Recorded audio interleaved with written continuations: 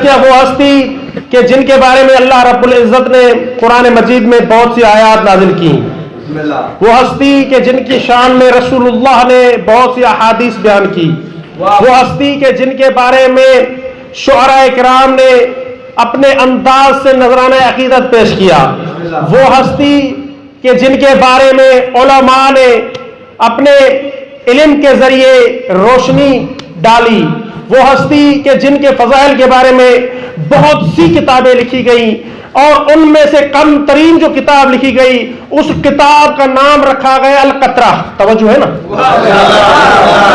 القطرہ۔ القطرہ جب اس سے پوچھا گیا کہ آپ نے اس کتاب کا نام القطرہ کیوں رکھا ہے، تو انہوں نے کہا کہ جو صاحب کتاب تھے، جنہوں نے کتاب لکھی تھی، انہوں نے مسکرا کر کہا کہ فضائل اہل بیت سمندر کی طرح ہے اور میں نے جو کچھ لکھا ہے یہ ایک قطرہ ہے۔ یہ کتاب آج بھی موجود ہے عزیزان محترم، اور بہت بڑی کتاب ہے، بڑی ضخیم کتاب ہے۔ اس کتاب کی آج ہمارے پاس 4 جلدیں موجود ہیں جو کہ اردو ترجمہ ہو چکا ہے۔ فضائل اہل بیت سمندر ہے، مجھ میں کیا گنجائش ہے کہ میں فضائل اہل بیت بیان کر سکوں، مجھ میں کیا گنجائش ہے کہ میں فضائل اہل بیت میں لکھ سکوں۔ فضائل اہل بیت سمندر ہے، اس سمندر میں سے میں نے ایک قطرہ اٹھایا ہے، اس لیے اس کتاب کا نام القطرہ رکھ دیا۔ درود پڑھیں محمد۔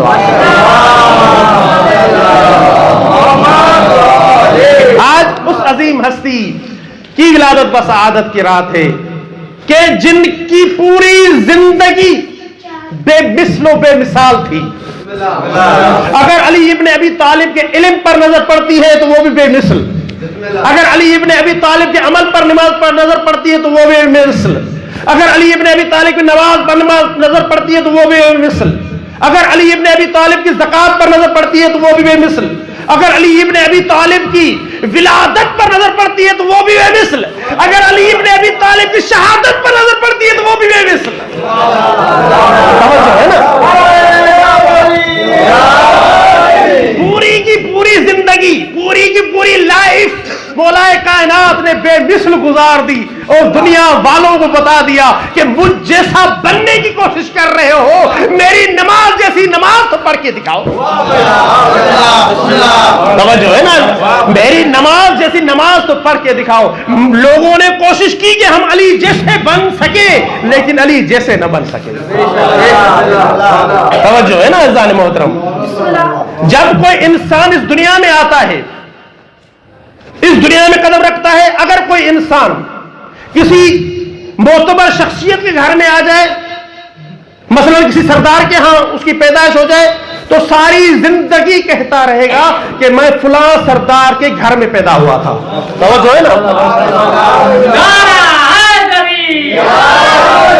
اگر کسی انسان کی کسی سردار کے گھر میں ولادت ہو تو ساری زندگی کہے گا کہ میں سردار گل محمد بغیری کے گھر میں پیدا ہوا تھا۔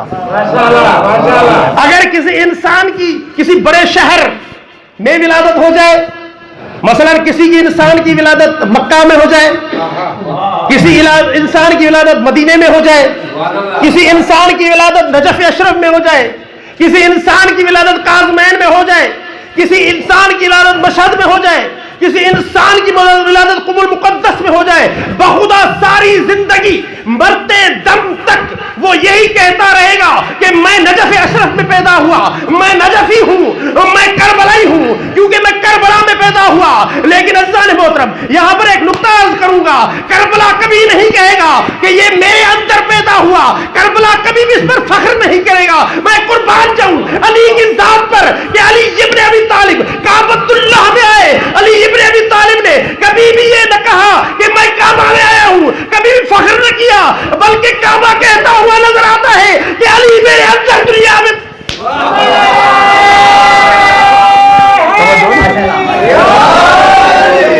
علی فخر کرتا ہوا نظر آتا ہے، کعبۃ اللہ فخر کرتا ہوا نظر آتا ہے کہ یہ جو در و دیوار آپ دیکھ رہے ہیں یہی وہ در و دیوار ہے کہ جہاں پر علی ابن ابی طالب تشریف۔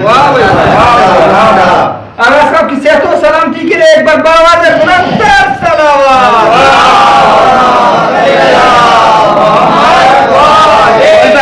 میں نے عرض کیا شاید کسی دوست کے دل میں یہ خیال آ گیا ہو کہ مولانا صاحب اپنی طرف سے بیان کر رہے ہیں، توجہ ہے نا، کہ کعبۃ اللہ کیسے فخر کرے گا علی کی ولادت پر؟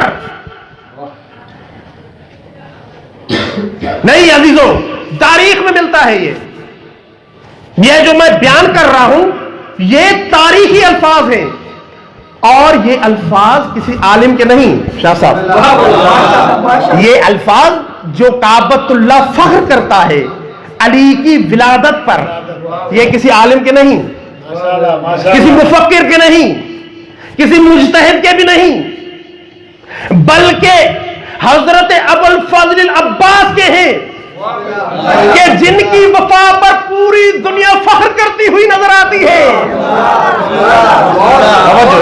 روایت کے الفاظ ہے، جا کر نیٹ میں سرچ کریں، میں دعویٰ سے کہہ رہا ہوں کہ جس وقت مولا امام حسین علیہ الصلوۃ والسلام نے دیکھا کہ مکے کے حالات بہت خراب ہو گئے،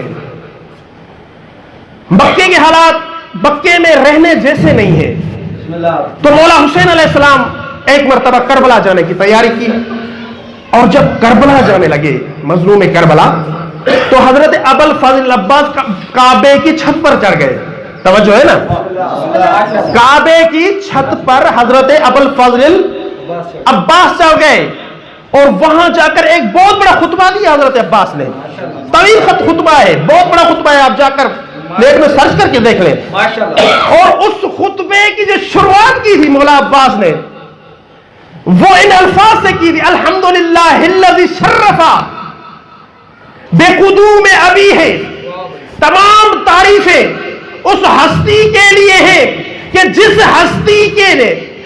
ہستی نے اس کعبے کو شرف بخشا ہے علی کے قدموں کے ذریعے سے۔ توجہ ہے نا، نہیں سمجھے؟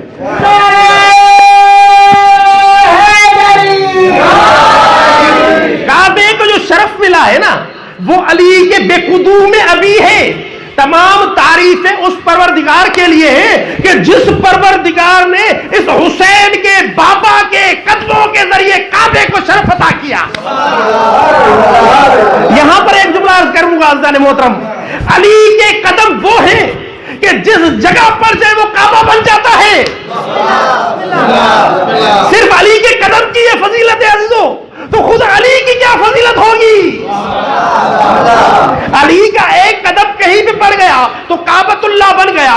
اب ذرا بتائیے تو علی کی کیا فضیلت ہوگی؟ علی کی یہ فضیلت ہے عزیزان محترم، اگر جاننا چاہتے ہو تو یا قرآن سے پوچھو یا رسول کے احادیث سے پوچھو۔ رسول اللہ فرماتے ہوئے نظر آتے ہیں، الذکر علی ابن ابی طالب عبادہ، الحب علی ابن ابی طالب عبادہ، النظر الی علی ابن ابی طالب عبادہ۔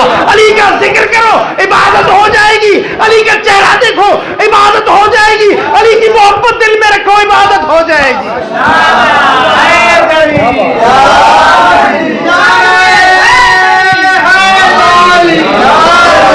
ذکر علی عبادت ہے، ناظر علی عبادت ہے۔ مختصر وقت ہے، اسی لیے انشاءاللہ خدا نے توفیق دی تو اس موضوع پہ تفصیلی بحث بابو بشیر کے یہاں انشاءاللہ بیان کریں گے، مکمل جو میں لکھ کے آیا تھا تو انشاءاللہ وہیں پہ تکمیل ہوگی۔ صرف اتنا عرض کروں گا عزیزان محترم کہ علی ابن ابی طالب علیہ السلام کا ذکر عبادت، حب عبادت، النظر عبادت، علی کا چہرہ دیکھو عبادت۔ تو روایت میں ملتا ہے ایک مرتبہ حضرت ابوبکر صدیق بی بی عائشہ رضی اللہ تعالیٰ عنہ کے گھر میں تشریف لائے اور مسلسل علی ابن ابی طالب کے چہرے کی طرف دیکھ رہے تھے۔ بی بی نے پوچھ لیا، بابا جان یہ کیا ماجرا ہے؟ آپ آئے ہیں مجھ سے ملنے کے لیے، آپ میرا دیدار کیجئے، مجھ سے باتیں کیجئے، آپ تو علی کو دیکھ رہے ہیں۔ تو حضرت ابوبکر صدیق نے کیا جملہ بیان فرمایا عزیزو؟ حضرت ابوبکر صدیق نے بیان کیا کہ ایسی بات کرتی ہے بیٹی، میں عبادت کر رہا ہوں، آج صبح ہی رسول اللہ نے فرمایا ہے النظر الی علی ابن ابی طالب عبادت، علی کے چہرے کی دیکھنا عبادت ہے، میں عبادت ہے۔ مثل علی مثل الکعبہ، علی مثل کعبہ ہے۔ رسول اللہ سے پوچھ لو، علی مثل کعبہ ہے۔ اب علی ہے مثل کعبہ، اب کعبہ کسی کے اگر کسی نے حج کرنا ہے تو یہاں سے اٹھ کر وہاں مکہ جا کر حج کعبے کا طواف کرے. کعبہ کسی کے پاس نہیں جاتا. رسول اللہ فرما رہے علی مثل کعبہ ہے. تو عزیزان محترم, لوگ کہتے ہیں کہ علی ابن ابی طالب ہماری بیعت کے لیے ہمارے دروازے پر آ گئے. میں ان سے عرض کروں گا کہ ایسی باتیں کر رہے ہیں, کیا کہہ رہے ہیں؟ علی تو مثل کعبہ ہے. اگر تمہیں کسی کے پاس جانا ہے تو علی کے پاس تم چلے جاؤ. علی کسی کے پاس نہیں جاتے. علی وہ ہے جو اپنے گھر پر بیٹھیں گے, بیعت تمہیں کرنی پڑے گی. علی وہ ہے کہ جو اپنے گھر پر بیٹھیں گے تمہیں آنا پڑے گا. علی کسی کے پاس نہیں جاتا, کیونکہ علی ابن ابی طالب علیہ السلام مثل کعبہ ہے. کعبہ کسی کے پاس نہیں جاتا, علی بھی کسی کے پاس نہیں جاتا. توجہ ہے نا. تو عزیزو, مثل علی مثل الکعبہ. اور پھر ایک جملہ آخری بیان کر دوں. دوسرا جملہ جو حضرت ابو الفضل العباس نے بیان کیا, اور انشاءاللہ وہاں پہ یہیں سے گفتگو بیان کروں گا ابو بشیر کے یہاں, کہ دوسرا جملہ جو حضرت عباس نے کعبے کی چھت پر بیان کیا وہ یہ تھا کہ من کان بالامس بیتا اصبح قبلۃ.